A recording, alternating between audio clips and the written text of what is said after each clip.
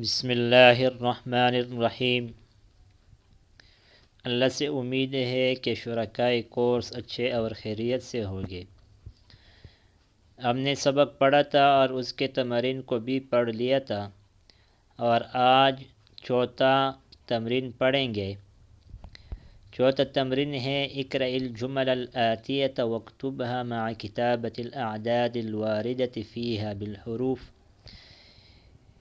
نیچے اعداد دیے گئے ہیں، اس کو حروف میں منتقل کرنا ہے۔ پہلا جملہ ہے لی اربعۃ اخوۃ وثلاث اخوات، میری 4 بھائی اور 3 بہنیں ہیں۔ اما چلور اڑنا اور 3 خیاندی دی۔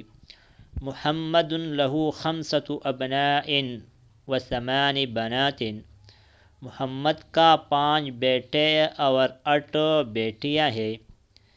عندی 10 کتب و7 مجلات، میرے پاس 10 کتابیں اور 7 رسالے ہیں۔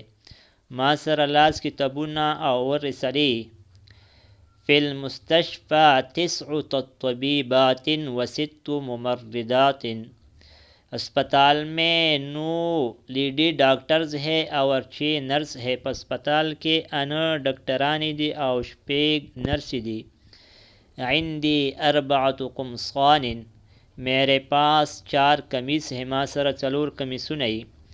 لہذه السیارة 4 ابواب، اس گاڑی کی 4 دروازے ہیں۔ دی گاڑی 4 دروازی۔ فی هذه الکلمة 5 حروف، اس کلمے میں 5 حروف ہے۔ پدی کلمے کے 5 حروف تھی۔ فی مدرستنا 8 مدرسات، ہمارے مدرسے میں 8 استانیہ ہے۔ ایمو مدرسے کے 8 استاذانی دی۔ فی بیتنا 10 رجال و10 نساء، ہمارے گھر میں 10 آدمی اور 10 عورتیں ہیں۔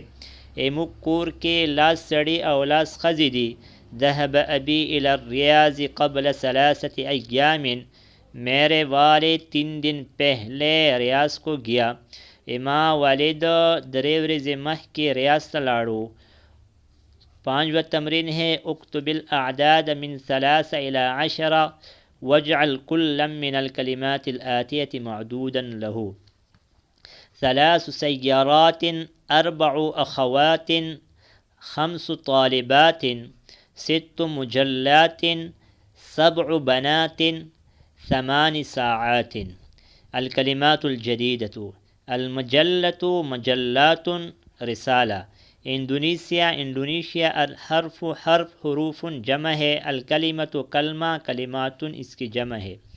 آج اس سبق پر اکتفا کریں گے، آئندہ ویڈیو میں ملیں گے۔ جزاکم اللہ خیرا۔ السلام علیکم ورحمۃ اللہ وبرکاتہ۔